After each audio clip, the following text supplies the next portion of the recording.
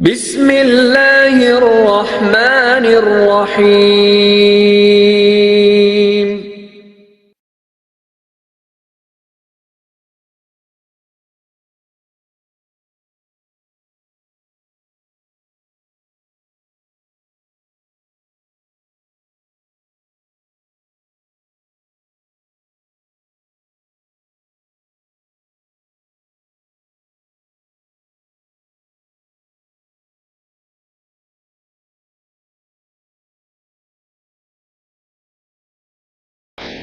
السلام علیکم ورحمۃ اللہ وبرکاتہ۔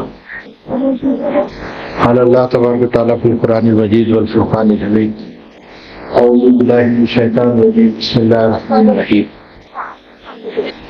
لقد کرمنا بنی آدم، صدق اللہ العظیم۔ بسم اللہ الرحمن الرحیم۔ والتین والزیتون وطور سینین وهذا البلد الامین، لقد خلقنا الانسان فی احسن تقویم ثم رددناہ اسفل سافلین، صدق اللہ العظیم۔ محترم حاضرین اکرام، انسان کو اگر معلوم کرنا چاہے کہ انسان کہتے کس کو ہے تو یہ معلوم ہوتا ہے کہ انسان انسیت سے بنا ہے۔ انسیت محبت اور تعلق کہتے ہیں۔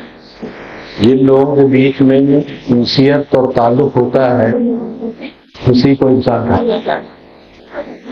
اور انسان کے بارے میں جو ایک جسم ہے، ایک جان ہے، اس کے بارے میں یہ تصور ہے کہ یہ ایسی پیدا ہو گئے اور ایسی مر جائیں گے۔ ایک تصور یہ ہے کہ انسان ایسی پیدا ہو اور ایسی مر جائیں گے۔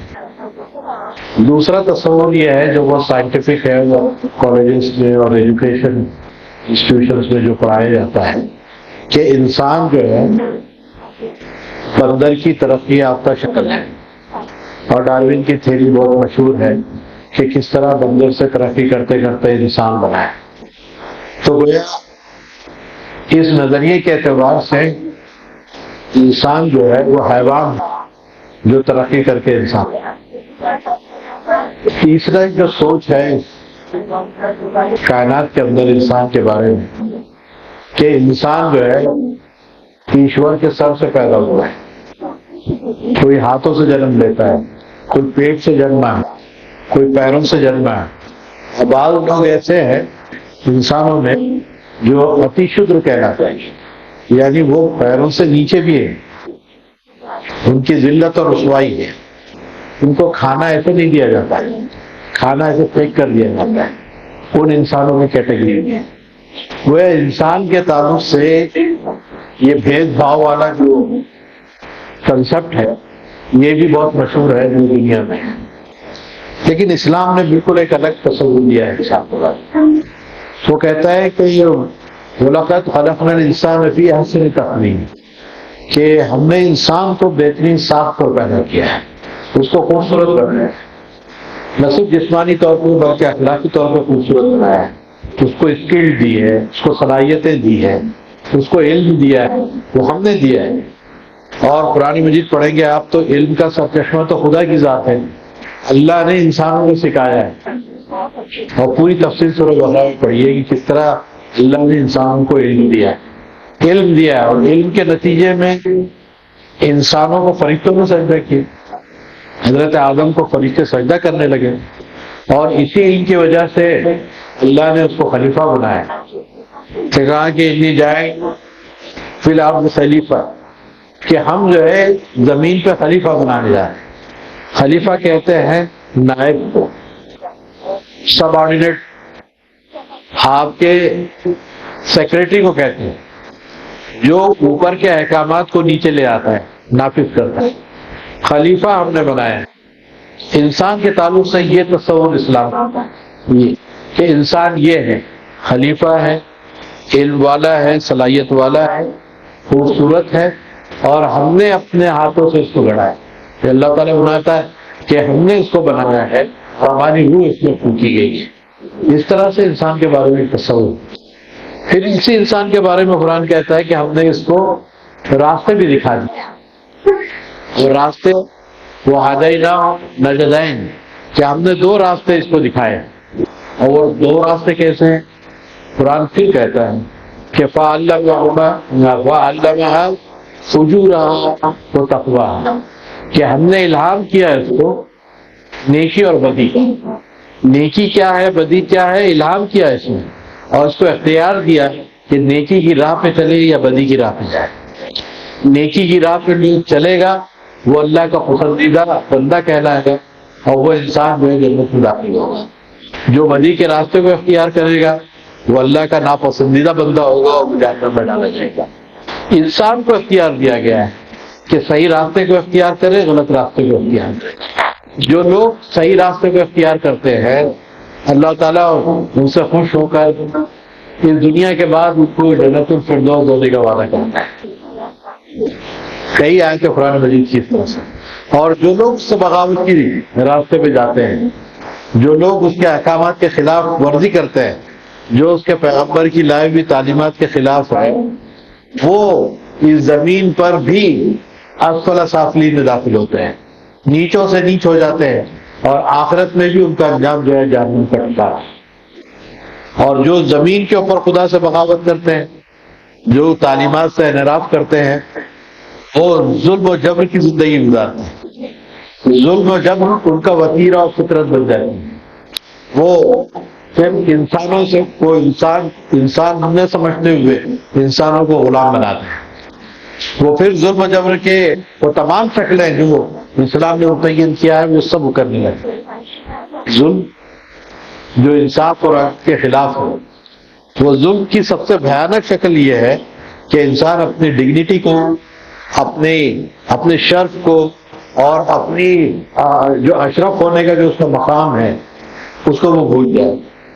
وہ اپنے ہاتھوں سے گڑے ہوئے پتھروں کے سامنے سجدہ کرے، وہ جانوروں کو جو ہے خدا کے مقام پر لے آئے، یا کہ انسانوں کو غلام بنا کر رکھے۔ یہ انسان شرف کے خلاف سب سے بڑا ظلم ہے جو ساری دنیا میں جاری ہے، اور ہمارے اپنے اس ملک میں بھی جاری ہے، کہ ہماری ڈگنیٹی اس قدر تذلیل کا شکار ہو گئی ہے کہ وہ ہاتھوں سے گڑے ہوئے پتھروں کے سامنے اپنا سجدہ کرنا، جانوروں کو خدا بنا کر اس کو چڑھاوے چڑھانا، اور اس قسم کی جتنی بھی چیزیں ہیں خود انسانوں کو غلام بنا کر اس کو ظلم زیادتی کرنا، یہ اسی ظلم کا جو ایک شاخسانہ ہے جو ہمارے سامنے نظر آتا ہے۔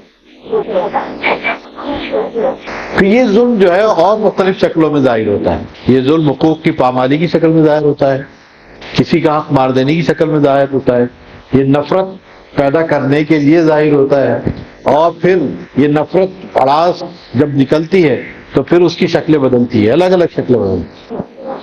کبھی تو جانوروں کے نام پر انسانوں کی جان لی جاتی ہے، کبھی کافرانہ کلمات بالجبر کہنے کا جو اصرار کیا جاتا ہے اس کے اوپر جان لی جاتی ہے، کبھی اپنے اصول، اپنی تہذیب اور اپنے ناروں کے ورچسپ کے لیے کسی انسان کو مارنا جو ہے ان کے لیے آسان ہو جاتا ہے، اور قتل کرنا آسان ہے۔ جتنی بھی شکلیں ظلم کی ہیں وہ ہمارے اطراف ہم کو نظر آتی ہیں، کبھی پیدائش کے بنیاد پہ تفریق کے نتیجے میں، اس سے نفرت کے نتیجے میں انسان جو ہے اپنے آپ کو خدا سمجھ کر انسانوں کے اوپر ظلم کرنا کرتا ہے، اور یہ غرور اور یہ تکبر اور یہ گھمنڈ اس کو جو ہے اس مقام پہ پہنچاتا ہے کہ وہ اپنے جیسے انسانوں کو انسان ہی نہیں کہتا بلکہ اپنے جانور کی طرح اس کو ٹریٹ کرتا ہے۔ اس پورے پس منظر کے بعد میں آپ کے سامنے اس وقت کی دنیا کا جو ہے احوال رکھنا چاہتا ہوں کہ ہم اپنے اطراف میں جو دیکھتے ہیں وہاں انسانیت کہاں کھڑی ہے، انسان کہاں کھڑے ہیں، انسانوں کے تعلق سے رویہ کیسا ہے، اور انسانوں کے معاملے میں ان کی اوپینین، ان کی رائے کیا ہے۔ اس حوالے سے اگر آپ دیکھیں گے تو سب سے زیادہ جو ہے انسانوں کے خلاف میں جب ظلم بڑھتا ہے تو ان کی جان کے در پہ ہو جاتے ہیں، اور ان کی جان کی در پہ اس قدر ظلم اور اس قدر جو ہے قتل عام ہوتا ہے کہ انسان جو ہے پناہ مانگتا ہے اس خدا کی جس نے اس کو پیدا کیا ہے۔ ابھی ہم اپنے ملک میں اگر دیکھیں گے تو ابھی ریسنٹ جو چیزیں ہیں، ریسنٹ چیزوں میں آپ کو نظر آئے گا کہ انسان جو ہے جانوروں کے نام پر انسانی جانوں کو لے رہا ہے، اور اس کو موب لنچنگ کے عنوان سے مانا جاتا ہے کہ موب لنچنگ، ہجومی تشدد جس کو کہتے ہیں. اور کتنے واقعات ہیں جو چلے آ رہے ہیں. پچھلے سال تک 109 واقعات ہو چکے ہیں جس میں جانیں گئی ہیں، مسلمانوں کی جانیں گئی ہیں، اور ابھی 6 مہینے کے اندر اتنا بڑھ گیا ہے کہ یہ فیگر 109 سے 195 ہو گئی. 195 حادثات ایسے ہیں جو ہوئے ہیں مختلف ریاستوں میں کہ جانوروں کے نام پر انسانوں کو پیٹ پیٹ کر مار دیا گیا ہے. یہ انسانیت کی تنظیم ہے. یہ کسی مسلمان کو مارنا ہے یہ نہیں. جب خون جب لگتا ہے منہ کو تو پھر اپنے اور پرائے میں تمیز نہیں کرتا. اور آپ نے دیکھا کہ فرید آباد کے ایک 19 سالہ لڑکے کو اسی طرح جو ہے گولی مار کر ختم کر دیا گیا ہے. اس کا نام اور سب اخبار میں آ چکا ہے کہ خون جب منہ کو لگتا ہے تو اپنے اور پرائے کی تمیز نہیں کرتا، وہ انسانوں کی جان لیتا ہے. اب وہ کسی کا ماں کا بیٹا ہوگا، کسی باپ کا لاڈلا ہوگا، اس کا جنازہ جب ایک بوڑھے باپ کے کندھے پہ جا رہا ہوگا تو اس وقت انسانیت چیخ چیخ کر کیا کہہ رہی ہوگی اس کو غور کریں. لیکن جب آدمی نفرت کی آگ میں جلتا ہے اور پھانس نکالتا ہے تو پھر وہ انسان کے رتبے اور مقام پہ رہتا نہیں، اس کے منصب پہ نہیں رہتا ہے، وہ حیوان بن جاتا ہے. اور یہ حیوانیت اس کو مزید جو ہے اسی ماحول کے اندر اور ڈھکیلتے رہتی ہے اگر وہ صحیح راستے پہ کیا ہے. یہ 40 دنوں سے لے کر کلیان تک جانے والے ایک صاحب جو بوڑھے ہیں، 72-75 سال کی عمر ہے، عمارت میں آیا ہے، پڑھا ہوگا، ان کو کس طرح سے ٹریٹ کیا گیا، ان کو کس طرح سے ٹریٹ کیا گیا، اور ان کے بارے میں جو کچھ اخبارات میں آیا ہے وہ بزرگ کو کس طرح سے لاتوں اور ہاتھوں سے مارا گیا اور ادمرہ کیا گیا. کیا قصور تھا ان کا؟ کوئی کھانے پینے کے معاملے میں کوئی جبر ہے یا نہیں؟ کسی کے کھانے پینے والی چیزوں کو جو چھپی ہوئی ہے اسے کھینچ کر نکالنے کا آپ کو ادھیکار نہیں، لیکن یہ زبردستی کی گئی اور اس کا جو ہے معاملہ سامنے آیا. گرفتاریاں ہوئی ہیں لیکن انسانیت کہاں؟ انسانیت کہاں کھڑی ہے اس کو دیکھنی. اور وہ جب اللہ کے رسول یہ کہتے ہیں کہ جو ہمارے بڑوں کا احترام نہ کرے، بڑوں کا ریسپیکٹ نہ کرے، جو بچوں سے شفقت نہ کرے، وہ ہم میں سے نہیں ہے. یہ جو تعلیمات ہیں وہ ریلیونٹ ہونی چاہیے آج کے دور میں. ایک بوڑھے کو اس طرح سے ہاتھوں پیٹوں سے جو ہے ہاتھوں اور لاتوں سے پیٹا جاتا ہے، اس میں یہ تعلیمات کی زیادہ ضرورت ہے کہ بزرگوں سے جو احترام کا رویہ ہے اور بچوں سے شفقت کا جو رویہ ہے وہ نظر نہیں آتا ہے. چھوٹی چھوٹی معصوم بچیاں ریپ کر دی جاتی ہیں. آپ نے بدلا پور کا واقعات، اتراکھنڈ کے واقعات، ایم پی کے واقعات، مہاراشٹر میں کتنے واقعات، پچھلے دنوں نربھیا کا واقعہ، اس کے علاوہ کتنے واقعات ہیں، وہ آصفہ کا واقعہ. کس قدر معصوم بچیوں کی جنسی تشدد کے بعد ان کو مار کر قتل کر دیا جاتا ہے، ان کے اعضاء دوارے اور ٹکڑے بھی ملتے نہیں ہیں. جس صنف نازک ہے، اللہ نے جس کو کمزور بنایا ہے، احساس کے اعتبار سے، قوت کے اعتبار سے کمزور ہے، فزیکل اعتبار سے کمزور ہے، لیکن اس کے تعلق سے انسانیت کا کوئی جو ہے خیال نہیں رکھا جاتا ہے. اس کو بس ایک جنسی ہوس کا شکار بنا دیا جاتا ہے. عورت انسان نہیں ہے، یا تو جوتی کے نیچے رکھو یا تو اس کے ساتھ جیسا سلوک کرنا چاہے کرو. تاریخ کا یہ موڑ ہے جب عورت اتنی بے وقت اور بے حیثیت بنا دی گئی ہے. ایک زمانہ تھا اللہ کے رسول کے زمانے میں عورتوں کو بہت برا سمجھا جاتا تھا. اس کی پیدائش، لڑکی کی پیدائش پر قرآن کہتا ہے اس وقت کے معاشرے کو، کبھی آپ پڑھیں گے تو پتہ چلے کہ اس وقت کے معاشرے کا وہ سین بیان کرتا ہے کہ جب کسی کو لڑکی کی پیدائش کی خوشخبری دی جاتی ہے، قرآن نے خوشخبری کی بات کی ہے کہ بیٹی کی پیدائش کی خوشخبری دی جاتی ہے تو اس کے چہرے پہ کلوز چھا جاتا ہے، اس کا چہرہ کالا ہو جاتا ہے. وہ سوچتا ہے کہ اس کو میں لوگوں کو بتاؤں یا چھپائے رکھوں. بیٹی کی پیدائش کو آر سمجھا جاتا تھا. بیٹی کسی کے گھر پیدا ہو جائے تو برا سمجھا جاتا تھا، اور آج بھی برا سمجھا جاتا ہے. آج بھی بیٹی کی پیدائش کو برا سمجھا اور مانا جاتا ہے. انسان ہونے کے ناطے اس کے وقار کو پامال کیا جاتا ہے، اس کی ڈگنیٹی کو جو ہے ذبح کیا جاتا ہے، اس کو رسوا کیا جاتا ہے. اور آج کا زمانہ دیکھ لیجئے، اس وقت تو پیدا ہونے کے بعد بچیوں کو دفنا دیتے تھے، آج تو پیدا ہونے سے پہلے دفنا دیے جاتے ہیں، پیدا ہونے سے پہلے ابورٹ کر دیا جاتا ہے، حمل کو گرا دیا جاتا ہے۔ بھارت میں ہر سال، میں پورے سروے کی ذمہ داری سے بات کروں گا، بھارت میں ہر سال 45 لاکھ سے لے کر 60 لاکھ تک حمل گرائے جاتے ہیں، اور 94% وہ حمل ہوتے ہیں جس میں لڑکیاں ہوتی ہیں۔ وہ حمل اس لیے گرائے جاتے ہیں کہ ماں کے پیٹ میں لڑکی کا ہونا معلوم ہو جائے تو اس کی روئی گاٹ لے جاتا ہے۔ ایک وہ زمانہ تھا جو پیدائش کے بعد ماری جاتی تھی عورت، ایک یہ زمانہ ہے جو پیدا ہونے سے پہلے اس کا ختم کر دیا جاتا ہے۔ یہ ہے انسانیت، یہ آج کی ہیومن رائٹس کی دنیا، یہ ہے بنیادی حقوق کو ماننے والوں کی دنیا، کہ بچوں کو پیدا ہونے سے پہلے ہی سلاٹر ہاؤس کی طرح قتل کر دیا جائے۔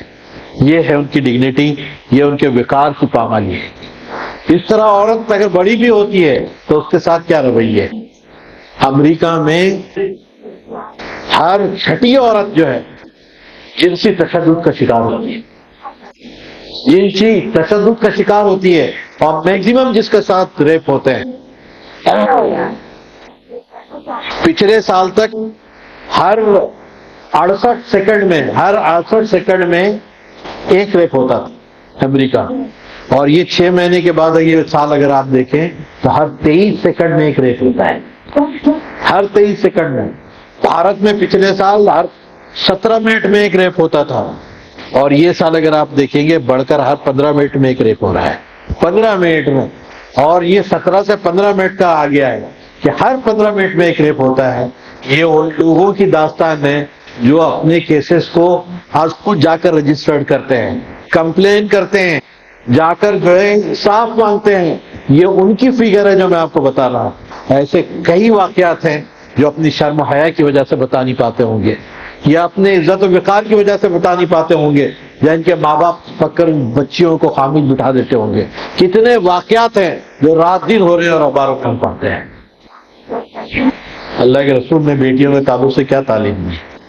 کہا کہ جس کی 3 بیٹیاں ہو جائے تو اس کو بہتر تعلیم دے، اس کو جو اچھے گھر نکاح کرا دے تو وہ جنت میں میرے ساتھ رہے۔ لوگوں نے پوچھا اللہ کے رسول 2 بیٹیاں ہوں تو کہا کہ اس کے لیے بھی وہی ہے۔ کہا کسی کی 1 بیٹی ہو، کہا اس کے لیے بھی وہی حکم ہے کہ جو اس کو بہترین تعلیم دے، اس کو اچھی جگہ نکاح کرا دے، وہ جنت میں داخل ہو۔ بیٹی کا وقار اس طرح سے متعین کیا ہے۔ اگر وہ بیٹی بڑھ کر بیوی کے روپ میں آتی ہے تو کہا کہ دنیا کی سب سے بڑی دولت ہے کہ اس کو نیک بیوی مل جائے۔ انسان کے بارے میں کہا کہ سب سے بڑی دولت ہے اس کی نیک بیوی اگر اس کو مل جائے۔ ایک بیوی کے روپ میں عورت کے وقار اور اس کی ڈگنیٹی کو بڑھا دیا ہے۔ اور جب یہ عورت ماں کے روپ میں آتی ہے کہا کہ اس کے پیروں کے نیچے جو ہے جنت۔ جو لوگ اگر اس کو زندگی میں پاتے ہیں اور اس کی خدمت کر کے جنت حاصل نہیں کرتے ہیں تو لعنت ہے ایسے لوگوں پر۔ یہ حدیث چلتا کہ ایسی عورت کا جو گھر میں ہے، اس لیے ہمارے پاس اولڈ ایج ہوم کا کوئی تصور نہیں ہے۔ ماں باپ کو اٹھا کر اولڈ ایج ہوم میں نہیں ڈالا جاتا ہے، وہ ہمارے گھروں میں رہتے ہیں، ہمارے بیچ میں رہتے ہیں۔ ان کی خدمت کرنا ہمارے لیے ضروری قرار دیا گیا ہے، ان کی خدمت کر کے جنت کو حاصل کرنا ضروری قرار دیا گیا ہے۔ ان کو اس تک رہنا، یہ رگ کو پھلا کر بات کرنے کا حکم نہیں ہے ماں باپ سے، وہ ریسپیکٹ۔ ایک ماں، اللہ کے رسول سے پوچھا گیا کہ اللہ کے رسول سب سے بہتر میرے سلوک کا جو ہے حقدار کون ہے؟ میں جس سے اچھا سلوک کروں اس کا حقدار کون ہے؟ آپ نے کہا تیری ماں۔ اور اس کے بعد آپ نے کہا تیری ماں۔ پھر پوچھا کہ سب سے زیادہ حق کا جو سلوک کا حقدار کون ہے؟ کہا تیری ماں۔ 3 مرتبہ آپ نے کہا تیری ماں تیری ماں تیری ماں، اور 4تھی مرتبہ جب پوچھا وہ صحابی نے کہا کہ اب تیرا باپ ہے، تیرے سلوک کا زیادہ حقدار۔ یعنی 1:3 کا ریشو ہے۔ ماں کو زیادہ ریسپیکٹ کرنا، اس کے زیادہ خدمت کرنا، اس کے حقوق کا زیادہ خیال رکھنے کے بارے میں 3 مرتبہ کہا ہے، اور 1 مرتبہ والد کے بارے میں کہا ہے۔ تو میں آپ سے یہ عرض کرنا چاہتا ہوں کہ عورت ہونے کے ناطے اس قدر جو ہے احترام اور اس کی ڈگنیٹی کا اس طرح خیال رکھا گیا ہے۔ دیکھیے تعلیمات کتنی ریلیونٹ ہے آج کے دور کے اندر، اس کو سمجھنے کی ضرورت ہے۔ کتنے بوڑھے ماں باپ اولڈ ایج ہومز کے اندر پڑے ہوئے ہیں، ان سے کبھی جا کے یہ نشترواڑی کے پاس ایک اولڈ ایج ہوم ہے، جا کے کبھی ان بوڑھوں سے بات کرو، جب ٹپ ٹپ آنسو گرتے ہیں اور اپنے بچوں کی کہانیاں سناتے ہیں، اس وقت سمجھ میں آتا ہے کہ انسانیت کس دورائے کے اوپر جا کے کھڑی ہے۔ بچوں کو پلا کر، پال کر، پوس کر، پڑھا کر بڑے بڑے آدمی بنا دیے ہیں، لیکن وہی بچے جب فورن میں جاتے ہیں، امریکہ اور یورپ میں رہتے ہیں، وہ ایک مرتبہ اپنے ماں باپ سے فون پہ بات نہیں کر سکتے۔ جب مرنے کا وقت آتا تو کہتے ہیں کہ میں نے ڈرافٹ اتنا کا بھیج دیا ہے، ان کا کریا کرم کرو۔ مسلمانوں کے پاس اولڈ ایج ہوم کی کوئی اصطلاح نہیں ہے، نہ عربی میں ہے نہ اردو میں ہے، کیونکہ ہمارے پاس تصور ہی نہیں ہے اس کا کہ کسی ماں باپ کو اٹھا کر اولڈ ایج ہوم کہتا ہے۔ یہ عورت کا اور انسانوں کا وقار جو اسلام نے متعین کیا ہے، اس کو یہ تعلیمات زیادہ ریلیونٹ ہے آج کے دور کے اندر، یہ زیادہ ریلیونٹ ہے آج کے دور کے اندر، اس کا خیال رکھنے کی ضرورت ہے۔ آج کل میٹو، آپ نے دیکھا میٹو موومنٹ بہت آیا، نوجوان شاید جانتے ہوں گے، امریکہ سے شروع ہوا تھا اور جب پھیلتے پھیلتے ساری دنیا میں آیا کہ ہر عورت کہہ رہی ہے کہ اس کے ساتھ کیا ظلم ہوا ہے، کس طرح اس کے رشتہ داروں نے اس کے ساتھ جنسی تشدد کیا ہے، کس طرح جو ہے کلیگس نے جو آفیسز میں ہوتے ہیں، کس طرح اس کے ساتھ جو ہے سیکشول ہراسمنٹ کے ساتھ کس طرح اس سے جو ہے ناجائز فائدہ اٹھایا ہے، آفیسز میں، گھروں میں، محلوں میں لڑکیاں کس طرح غیر محفوظ ہے، یہ میٹو موومنٹ کے ذریعے سے آپ دیکھ سکتے ہیں۔ امریکہ، ہالی ووڈ، بالی ووڈ، ابھی کیرلا کے اخبارات میں پڑھا ہوگا آپ نے، کیرلا کے اندر کہ ہیما کمیٹی جو اپوائنٹ کی تھی گورنمنٹ نے 2017 کے اندر، اس کی جو رپورٹ آئی ہے وہ پڑھ لیجیے۔ جتنے سپر اسٹارز ہیں سب جنسی معاملات میں ملوث، عورتوں کے اوپر زیادتی کرنے میں ملوث ہیں، ان کے نام سارے اخبارات میں آئے، ان کو اکڑیے ڈال کر جیل میں ڈالا جا رہا ہے۔ اس کے بعد تیلگو فلم انڈسٹری، بامبے کی فلم انڈسٹری سب لائن پر ہے کہ عورتوں کا کوئی وقار انسان کے پاس نہیں ہے، وہ جب چاہے جنسی تشدد کر کے اس کی عزت و آبرو کو پامال کر سکتا ہے۔ اسلام نے اس کے لیے جو سزائیں متعین کی ہیں، اسلام نے متعین کی ہے اس کے لیے سزا۔ ہم زنا کو، آج کا زنا کا جو تعریف میں اسلام زنا کی بات نہیں کرتا ہے، آج تو راضی مرضی سے جو لوگ مل جاتے ہیں اس کو زنا مانا ہی نہیں جاتا ہے، لیو ان ریلیشن شپ میں جو لوگ رہتے ہیں وہ زنا مانا ہی نہیں جاتا ہے، اس کو پرمیشن ہے، وہ کر سکتے ہیں قانونی طور پر۔ اسلام اس کو بھی زنا سمجھتا ہے، اس کو بھی زنا سمجھتا ہے کہ شادی شدہ ہونے کے علاوہ جو کچھ ایکسٹرا جو ریلیشنز ہوتے ہیں اس کو زنا مانتا ہے اسلام، اور اس کے لیے متعین کی ہے وہ سزائیں جو دنیا کو بہت یعنی کروئل اور بروٹل لگتی ہے، بہت زیادہ یعنی وحشیانہ لگتی ہے دنیا کو وہ سزائیں، لیکن آج کلکتہ کے ڈاکٹر کے ریپ کے بعد، اس کے مرڈر کے بعد، اتراکھنڈ کے اندر ایک نرس کے ریپ اور مرڈر کے بعد، بدلا پور کی بچیوں کے ساتھ زیادتی کے بعد، ممتا گورنمنٹ نے بنگال کی یہ قانون پاس کیا ہے کہ جو ریپ میں پکڑا جائے گا اس کو پھانسی دی جائے گی، موت کی سزا دی جائے گی۔ اسلام نے 1400 سال پہلے یہ چیزیں متعین کی ہیں۔ کتنا ریلیونٹ ہے ہمارا دین اور کتنی ریلیونٹ ہے اس کی تعلیمات کہ زنا کرنے والوں کو جو ہے اسٹوننگ کی جاتی ہے، کہ پتھر مار کر ہلاک کر دیا جاتا ہے، کہ عمر قید کی سزا دی جاتی ہے۔ اس طرح سے جو عورتوں کے ساتھ جو تشدد ہے اس کے علاج کا اسلام نے جو ہے ایک پروویژن رکھا۔ ذات پات کے معاملے میں ہم نے دیکھا کچھ دن پہلے ایک فوٹو آئی تھی اخبار میں کہ ایک آدمی کھڑے رہ کے ایک شخص کے منہ پہ پیشاب کر رہا ہے، شاید آپ نے پڑھا ہو، اور نہیں پڑھا ہو تو بہت افسوس کی بات ہے کہ ہمارے اطراف ہونے والی گھٹناؤں کو ہم جو ہے کوئی چیز اہمیت ہی نہیں دیتے ہیں۔ ایک شخص جو ہے نیچے بیٹھا ہوا ہے، اس کے منہ پر پیشاب کر رہا ہے ایک شخص، کیونکہ یہ اعلیٰ ذات کا ہے اور یہ ادنا ذات کا ہے، یہ جو پسماندہ طبقے سے تعلق رکھتا ہے اور اس کی جو ہے ذات بہت عالی ہے۔ انسان کا جو رتبہ جو ہے، انسان کا جو اسٹیٹس ہے وہ برابری کا ہے۔ قرآن نے کہا ہے کہ یا ایھا الناس اتقوا ربکم الذی خلقکم من نفس واحدہ، کہ اے لوگو اپنے رب سے ڈرو جس نے تمہیں ایک جان سے پیدا کیا ہے۔ ایک جان سے پیدا کرنے کا مطلب یہ ہے کہ تمہارے برابر معاملات ہیں، تم میں کوئی نہیں ہے۔ اللہ کے رسول نے فرمایا اپنے آخری خطبے کے اندر، کسی کالے کو کسی گورے پر، کسی گورے کو کسی کالے پر کوئی فوقیت نہیں ہے، نہ کسی عربی کو کسی اجمی پر اور نہ کسی اجمی کو کسی عربی پہ کوئی فوقیت نہیں ہے، تم سب آدم کی اولاد ہو اور آدم مٹی سے بنائے گئے تھے۔ یہ جو مقام ہے کہ انسان سارے کے سارے برابر ہیں، ان کے اندر اونچ نیچ کچھ نہیں ہے، مساوات کی تعلیمات دیتا ہے، لیکن کیونکہ ہم اعلیٰ ذات کے ہیں، ہم جو ہے سر سے پیدا ہوئے ہیں، تو جو پیر سے پیدا ہونے والا ہے وہ ہماری جوتی میں رہنا چاہیے، اس لیے اس کے نتیجے میں یہ صورتحال پیدا ہوتی ہے کہ آدمی اس کو بے حقیر سمجھتے ہوئے وہ غرور اور تکبر میں اس کے منہ میں پیشاب کرتا ہے۔ یہ گھٹنائیں گھٹی ہیں ہماری، اور کتنے ہی معاملات ہم اپنے اطراف میں دیکھتے ہیں یہ ظلم زیادتی کے نتیجے میں ہوتی ہے۔ تو کسی کو حقیر سمجھنا، حدیث میں آتا ہے کہ کسی کو حقیر سمجھنا اور صحیح بات کا انکار کرنے کو جو ہے بنٹی کہا جاتا ہے۔ یہ کہا ہے کہ یہ جو ہے غرور اور تکبر ہے اس کے اندر، اور یہ تکبر اور غرور جو ہے خدا کو کبھی بھی پسند نہیں ہے، کیونکہ کبریائی کا سزاوار تو صرف خدا ہے، بڑائی کا سزاوار صرف خدا ہے، بڑائی کا حق کسی اور کو دیا نہیں گیا ہے۔ حدیث میں آتا ہے کہ یہ خاندان اور قبیلے جو ہے ہمارے اطراف میں، قرآن نے بہت متعین کیا ہے سورہ حجرات کے اندر کہ ہم نے تمہیں خاندانوں اور جو قبائل میں جو تقسیم کیا ہے یہ تمہاری شناخت کے لیے ہے، یہ تمہارے تعارف کے لیے ہے، یہ اونچ نیچ کے لیے نہیں ہے، یہ رشتوں کو جو اٹھا پٹک کرنے کے لیے نہیں ہے، یہ دیکھنے کے لیے نہیں کہ یہ ذات کا ہے وہ ذات کا ہے، اس قبیلے کا ہے اس خاندان کا ہے۔ یہ شیخ و پٹھان کی تقسیم ہم نے کر رکھی ہے، اسلام نے نہیں کی ہے۔ یہ شناخت اگر پٹھان کی اور شیخ کی ہے صرف تعارف کے لیے کہ ہاں یہ شیخ صاحب فلاں کے ہیں اور یہ وہاں رہنے والے ہیں، صرف آئیڈینٹیفیکیشن کے لیے ہے یہ۔ باقی کہا کہ ان اکرمکم عند اللہ اتقاکم، کہ تم میں بڑا وہ ہے جو اللہ سے ڈرنے والا ہے، خدا کے سامنے جھکنے والا ہے، خدا کا خوف کرنے والا ہے، خدا کی تعلیمات میں چلنے والا ہے، تم میں سب سے بڑا ہے۔ کسی قبیلے، کسی خاندان، کسی نسل، کسی رنگ، کسی مذہب اور تہذیب کا جو ورچسپ نہیں ہے، سارے انسان برابر ہیں۔ لیکن کیا انسان برابر ہے؟ مغرب میں گورے اور کالوں کی لڑائی کی آپ دیکھتے ہیں کیا ہے؟ کس طرح کالوں کو حقیر سمجھا جاتا ہے اور گوروں کا ورچسپ ہے۔ یہ ساؤتھ افریقہ اب تک اسی جہنم کی آگ میں جل رہا تھا، اب جا کر وہ سیٹل ہو رہا ہے۔ یہاں بھی وہی کیفیت، یہاں بھی نسلوں کے نام پر، تہذیب کے نام پر، یہاں بھی پیدائش کی بنیاد پر انسانوں کی تقسیم ہو گئی ہے، اور انسانوں کو تقسیم کر کے ایک دوسرے پر جو ظلم کیا جاتا ہے۔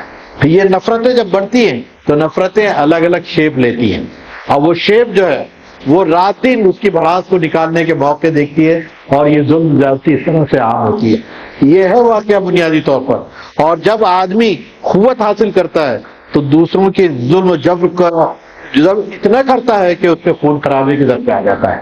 اب دیکھ لیجئے یہاں پر باب لنچنگ کے کتنے واقعات ہیں۔ انہی واقعات کے حوالے سے اگر انٹرنیشنل فریم اور کینوس میں دیکھنا چاہتے ہیں، فلسطین کا واقعہ ہے، کتنے معصوم بچے مارے جا رہے ہیں، کتنے بوڑھے اور جوان مارے جا رہے ہیں۔ ایک معمولی سی غزہ کی پٹی کے اندر 40 سے 45 ہزار کی شہادتیں ہیں اس پورے 333 دنوں کے اندر، جو ایک سال کا جو ہے گوشوارہ ہے۔ 40 سے 45 ہزار شہادتیں ہیں، بمبارڈنگ ہوتی ہے۔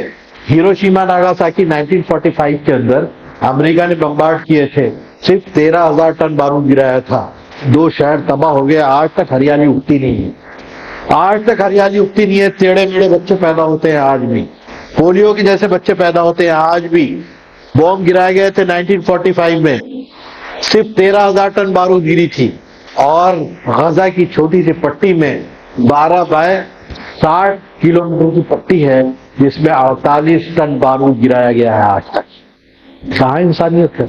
معصوم بچوں کی لاشیں ان ہاتھوں میں ہیں، وہ بھلے ہی ہم سے شکوہ نہ کرتے ہوں، بھلے ہی ہم سے انہیں شکایت نہ ہو، ہم سے کوئی کمپلین کو نہیں ہے، وہ تو اپنے معاملات خدا کے حوالے کر چکے ہیں، لیکن یہ دنیا جو دیکھ رہی ہے ٹک ٹک دیدم دم نہ کشیدم والی جو حیثیت ہے اس کی، اس کے بارے میں یہ انسان کی رسوائی ہے، یہ تذلیل ہے انسانیت کی، یہ اس کی ڈگنیٹی کے خلاف ہے کہ معصوم بچوں کو بموں سے اس طرح مار دیا جاتا ہے، اور ساری دنیا ان کو ہتھیار پرووائڈ کر رہی ہے۔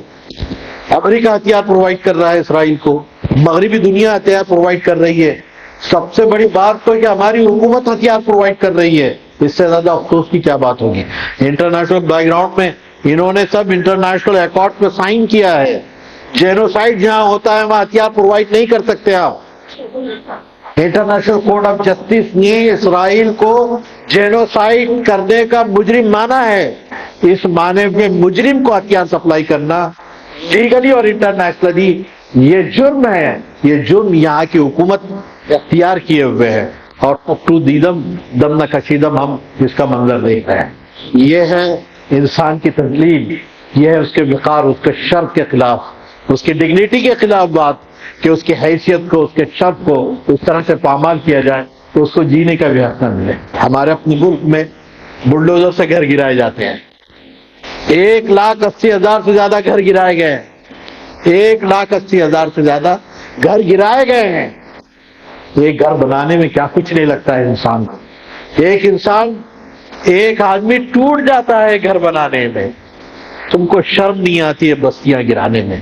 کتنی بستیاں پامال ہو گئی ہوگی۔ یہاں تو اگر آپ اس سال کا جو بجٹ سیشن ہے، اس سیشن کی اگر رداد اگر آپ پڑھیں گے، پارلیمنٹ کے اندر اتنے کروڑ گھر بنا کے دینے کی جو ہے حکومت نے اعلان کیا ہے۔ کتنے کروڑ گھر بنا کے، اتنے کروڑ گھر تم کہاں سے بنا کر دے ہو؟ جو گھر بنے ہوئے ہیں اس کو ظالموں تم توڑتے ہو، تو اتنے گھر بنا کے تم کہاں سے دینے والے ہو؟ تم جھوٹ بولتے ہو۔ 1,80,000 گھروں کو تم نے توڑا ہے، جو بنے ہوئے گھروں کو توڑتے ہیں اور نئے گھر بنانے کے وعدے کرتے ہیں۔ جھوٹ اور بکواس ہے یہ، اس کو سمجھنے کی کوشش کیجیے۔ یہ انسانوں کی تذلیل ہے، یہ ہیومن ڈگنیٹی کے خلاف ہے یہ عمل جو بنیادی طور پہ کیا جا رہا ہے، اس کو سمجھنے کی کوشش ہے۔ یہ مسماری، یہ رائٹ آف شیلٹر جو ہے بنیادی حق ہے، سہارا اور چھت کا ملنا یہ ایز پر کانسٹیٹیوشن یہ بنیادی حق ہے۔ کوئی مجرم سے بھی چھت چھینی نہیں جا سکتی۔ ابھی سپریم کورٹ نے کہا ہے یہ بات، ابھی کچھ دن پہلے کہا ہے کہ اگر مجرم بھی ہوگا تو اس کا گھر نہیں گرایا جا سکتا ہے، لیکن دھڑلے سے گرایا جاتا ہے، کیونکہ انسان سمجھتا ہے کہ اس کے بعد سب کچھ آ گیا ہے، اور ظلم جب کرنے کا اس کی مرضی ہوتی ہے تو پھر کدھر بھی کرتا ہے۔ یہاں تک کہ وہ نفرت کی آگ میں اس طرح چلتا ہے کہ آپ کو پتا ہوگا کہ پچھلے دنوں اکبرپور یا اس طرف پاس کے کسی علاقے میں ایک شخص کو جو کسی معاملے میں محفوظ تھا، پولیس نے پکڑا، اس کے گھر کو توڑنے کے لیے گئی، معلوم ہوا کہ کرایہ دار ہے اور مکان غیر مسلم کا ہے۔ اب کیا کرے، تو بازو کے مسلم گھر کو توڑ دیا انہوں نے۔ یہ ہے وہ نفرت، سر چڑھ کر بولتی ہے اور جو انسانوں کی تذلیل کرتی ہے کہ آپ ایک ملزم کے گھر کو توڑنے جا رہے ہیں، معلوم ہوا کہ گھر تو اس کا نہیں ہے، وہ کرایہ دار ہے اور وہ گھر کا مالک غیر مسلم ہے، تو بازو کے پڑوس کے ایک مسلم گھر کو توڑ دیا گیا، جس کا کوئی قصور اس کے اندر نہیں۔ یہ ہے ظلم، اس کو کہتے ہیں ظلم، جو یہاں روا رکھا جاتا ہے۔ اور کتنے ہی بلڈوزر سے گھر فلسطین کے اندر گرائے جا رہے ہیں، اس کو دیکھیے۔ ابھی ویسٹ بینک کے اندر جو شروع کیا ہے انہوں نے، جہاں سیٹلرز رہتے ہیں وہاں کے مسلمانوں کی زندگی اوجیرن بنائی جا رہی ہے، اور اس طرح ان کے گھروں کو جو ہے پامال کیا جا رہا ہے۔ تو ایز پر قانون کے یہ حق نہیں ملتا ہے تو کسی کے گھر کو توڑا جائے۔ یہ ہے انسانیت کی تذلیل جو بنیادی طور پہ ہے۔ وہ عورت جو ایک انسان ہے، وہ آدمی جو کم حیثیت کا ہے، وہ شخص جو کم ذات کا ہے یا پسماندہ ہے، اس کو دیکھیے۔ اللہ کے رسول نے تو ان کی حیثیت کو کتنا بڑھایا ہے۔ بلال جو چہرے سے کالے تھے، دل کے اجلے تھے، ان کے چہرے کو دیکھے تو ناک چپٹی تھی، نسل میں حفیظ نسل تھے، لیکن کیا پسماندہ تھے، خانہ کعبہ میں بھی گھسنے نہیں دیتا تھا، ان کو جانے نہیں دیتا تھا۔ جس دن فتح مکہ ہوا ہے، اللہ کے رسول نے اپنے کندھے پہ کہا کہ بلال اپنا پیر یہاں رکھو اور چڑھو اس خانہ کعبہ کے اوپر اور اللہ کی کبریائی کا اعلان کرو۔ کوئی تاریخ کا کوئی واقعہ یاد کر سکتا ہے کوئی انسان کہ ایک پسماندہ طبقے کو ایک اعلیٰ ذات کے آدمی اپنے کندھے پہ پیر رکھ کر چڑھاتا ہے، اور خانہ کعبہ جو مسلمانوں کی عظمتوں کا اور سجدوں کا سب سے بڑا نشان ہے، اس کی چھت پہ کھڑے رہ کے کہلواتا ہے کیا بلال لوگوں کو بلاؤ اللہ اکبر اللہ اکبر اللہ اکبر اللہ اکبر کہ اللہ بڑا ہے، اللہ بڑا ہے، اللہ بڑا ہے۔ جو تعلیم تم نے حاصل کی ہے وہ تعلیم نے تمہارے رتبے کو بڑھا دیا ہے۔ حضرت عمر بن خطاب کے زمانے میں یہ بلال ملنے کے لیے آئے، اور اس وقت جو کوریڈور کے اندر بڑے بڑے صحابہ بیٹھے ہوئے تھے، خالد بن ولید بیٹھے ہوئے تھے، ابو سفیان بیٹھے ہوئے تھے، یہ سب اعلیٰ ذات کے لوگ تھے، اور بلال پسماندہ کمیونٹی سے تعلق تھے، غلام تھے، کالے حبشی تھے۔ جب وہ آئے تو حضرت عمر اندر سے نکل کے آئے اور یا سیدی یا آپ ہمارے سردار ہیں، آپ ہمارے سردار ہیں، ان کو لے جا کر اپنے کمرے میں لے گیا۔ تو ابو سفیان نے ٹھوکا لگایا خالد بن ولید رضی اللہ تعالیٰ، کہا کہ خالد دیکھ رہے ہو کہ آج کیا حال ہو گیا ہے، اس طرح گرے پڑے ہوئے لوگوں کو ہم سے زیادہ اعتبار دیا جا رہا ہے، اس کو معتبر سمجھا جا رہا ہے، اور ہم یہاں بیٹھے ہوئے صرف انتظار کر رہے ہیں کہ کب خلیفہ ہمیں باریابی کی جو اجازت دے گا۔ تو خالد بن ولید رضی اللہ تعالیٰ نے بہت قیمتی بات اس وقت کہی کہ ابو سفیان تم اب غلط سوچ رہے ہو، پہلے بھی غلط سوچتے تھے اور آج بھی غلط سوچ رہے ہو۔ جب اللہ کا رسول انہی گلیوں کے اندر دین کے دعوت دے کے پکار رہا تھا ایک ایک کو، تو یہ وہ لوگ تھے جنہوں نے پہلے کہہ کر اس دین کو قبول کیا۔ اس وقت بھی تم پیچھے تھے اور آج بھی پیچھے ہے، یہیں بیٹھے رہو اور اسی طرح کے تبصرے کرو۔ یہ تاریخ کے وہ الفاظ ہیں۔ بلال کو عزت و وقار کیسے ملا ہے، پسماندہ حیثیت میں ہوتے ہوئے کیسے ملا ہے، یہ اسلام کی تعلیمات ہے۔ یہ دین ہے ہمارا جو انسانوں کو برابر سمجھتا ہے اور اگر صلاحیت ہے تو سروں پہ کھڑا کر دیتا ہے۔ یہ ہے اللہ کے دین کی بات جو محمد رسول اللہ نے عام کی ہے۔ اسی طرح مزدوروں کے ساتھ، اسی طرح قیدیوں کے ساتھ، اسی طرح جانوروں کے ساتھ کتنے لوگ ہیں ان کے حقوق کو ادا کرتے ہوئے اللہ کے رسول نے انسانیت کو جو امپارٹ کیا ہے۔ اسی حوالے سے ہمیں سوچنے کی ضرورت ہے کہ جو دین ہمارا ہے، محمد رسول اللہ نے جو تعلیم ہمیں دی ہے، اس دین کی آج کتنا ریلیونس ہے اور کتنی ضرورت ہے انسانوں کو کہ اس کو امپارٹ کیا جائے۔ اسی حوالے سے ایک مہم چلائی جا رہی ہے تکریم انسانیت، ہیومن ڈگنیٹی کو بحال کرنے کے لیے مسلمانوں کے اندر بھی اور غیر مسلموں کے اندر بھی جا کر لوگوں کو بتایا جائے کہ دین ہمارا کیا ہے، اس کی تعلیمات کیا ہے، بنیادی طور پہ اس چیزوں کو امپارٹ کیا جائے اور لوگوں کو سمجھایا جائے کہ ان کا دین کیا ہے اور یہ دین کتنا ریلیونٹ ہے۔ آج اس کو قبول کرنے سے عزت و وقار اور ڈگنیٹی کے اندر کتنا اضافہ ہوتا ہے اور اس کے چھوڑ دینے سے آدمی کس طرح ذلیل و خوار ہو کر دنیا کو رسوا کرتا ہے۔ میں اس موقع پر اللہ سے دعا کرتا ہوں کہ اللہ تعالیٰ ان تعلیمات کا ہمیں بھی خوگر بنا دے اور ہم ان تعلیمات کو دوسروں تک پہنچانے کا ذریعہ بنے تاکہ انسانوں کی اس دنیا کے اندر ان کا صحیح مقام ان کو مل سکے، اس زمین کے اوپر بھی اور یہاں سے جانے کے بعد بھی، کہ اللہ تعالیٰ انہیں جنت الفردوس عطا فرمائے۔